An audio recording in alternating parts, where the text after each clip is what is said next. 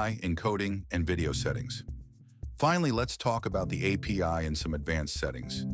If you'd like to use the Dacast API, you'll need to request access from our team.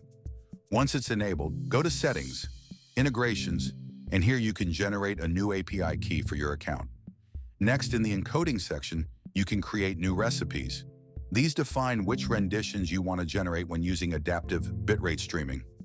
As you can see, Dacast supports up to 4K, and you can select as many renditions as you like.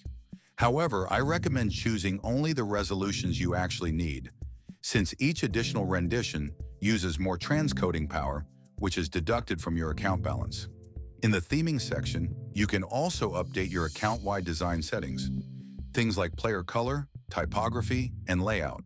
These global settings will automatically apply to all your live streams and videos. As for the video section, it works very similarly to live streaming. The main difference is that you can add chapter markers to make your video easier to navigate, and you can assign specific renditions for each video, depending on your quality requirements. And that's it. You now have everything you need to create, customize, and manage your streaming content with Dacast.